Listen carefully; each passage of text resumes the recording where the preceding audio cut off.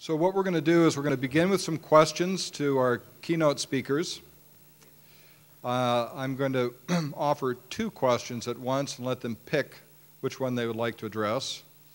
Then I'll take one or two more for Mr. Smith, Mr. Lineberger, and then we'll introduce the panelists and then have a set of questions with our panelists.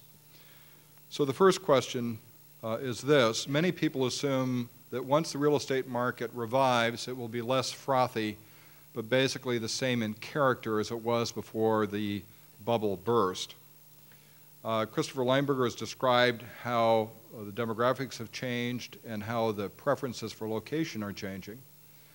But this question is whether the actual built environment, the kinds of things people want, the nature of the homes they want, or retail space or office space, whether that has shifted and whether we see a new change in attitude toward home ownership. And I will mention something that was a surprise to me, that not far from where I live, that D.R. Horton, one of the largest real estate residential development firms, built a project of 29 homes on 15,000 square feet lot, 15,000 square foot lot. The largest was 674 square feet, the smallest was 364 square feet, which tells me that very large real estate companies are beginning to rethink what it is people want to buy. So gentlemen, any comment on the kind of nature of the product that might meet this new demand in addition to location? And then second question you can choose from, and this is certainly relevant here and reflected in a couple questions, which is the extension of the MX bus rapid transit system has been controversial. I know that's a shock to everyone. What do you say to a business owner who thinks that bus rapid transit will hurt her or his business? Who'd like to go first? Mayor Smith, I'll take the first one, you take the second one? Okay, I have to comment on the first one. Oh, just do it. Do it. No. Both. Okay. I always have been writing about, and my experience in real estate over the last 30 years is that we in real estate had come up with what I refer to as the 19 standard product types that we knew how to build. They were all drivable suburban in nature. Our banks knew how to finance them. They were formulas. And you just turn the crank and out comes the same strip mall that you've been building for years and years. It's kind of like you rev up your Huey helicopter and drop things down across the country, and it's all the same. That system's obviously gone, and the primary reason it's gone is because of the price trends that I mentioned earlier, that the price premiums of great walkable urban places and the collapse of drivable suburban fringe values has just changed the game altogether. Over the last decade, we've seen that the lines have crossed because of those price premiums. And the drivable suburban fringe product, for the most part, just doesn't pencil. You would have to subsidize it to, in fact, make that stuff work. And it's because the market is telling us that they're willing to pay those 40 to 200% price premiums for a walkable urban place. And if you don't offer it, you're never going to figure it out. And when you talk about D.H. Horton, every one of the top 10 home builders in the country now have a urban division, which is not to say that they are really, this is still sort of a niche product for them.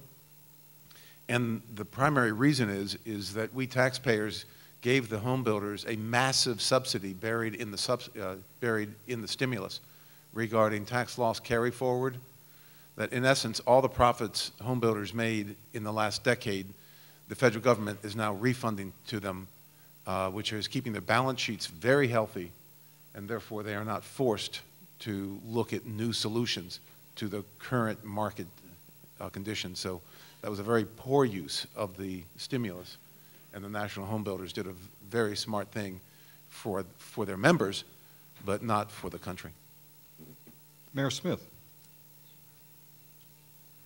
To follow up on the question Chris was answering, to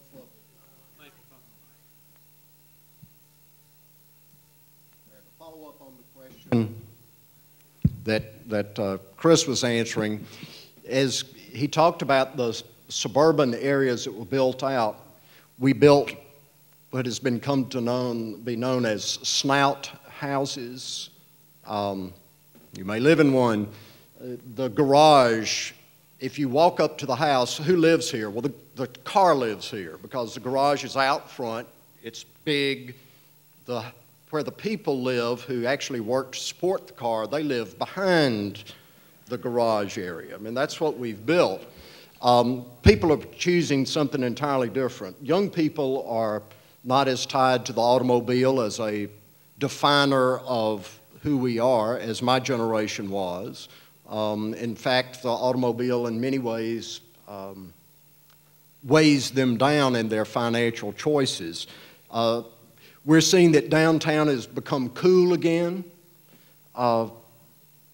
People who are buying these condominiums and renting the market rate apartments in Meridian like the idea that they can walk to the restaurant, have a nice meal, have a bottle of wine with the meal. They don't have to worry about driving several miles back after enjoying themselves at the Opera House. They can walk back through a very safe downtown. Where they live, they see their neighbors on the street again. Those of you who are my age and older remember when we knew our neighbors and we saw them pass by. We don't know that the way we live today. As seniors in Meridian, I'd worked. It ultimately didn't pan out because the priest left, but the Catholic Church, St. Patrick's and First Baptist Church were right next to each other, and the priest and the minister became dear friends, and they hiked and biked together.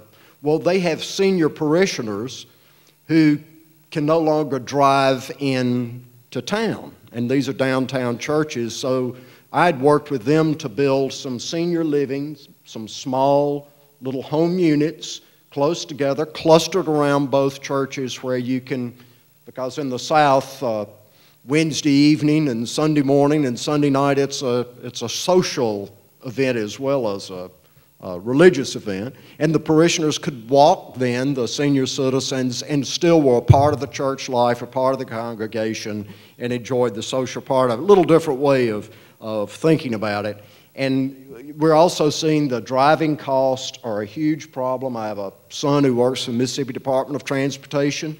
He's concerned if gas does hit $5 a gallon, as projected this summer, it's almost, how does he afford to drive into work for what he makes to then turn around and drive back because he lives fairly remotely? And it's also the services. Cities can no longer afford to run water and sewer and police and fire way out to these more suburban areas. So cities are making a choice. You're going to have to invest back where we already have the street grid, back where we already have city services supplied for you. On the question about how do you talk to a small business owner, well, that's where I come from.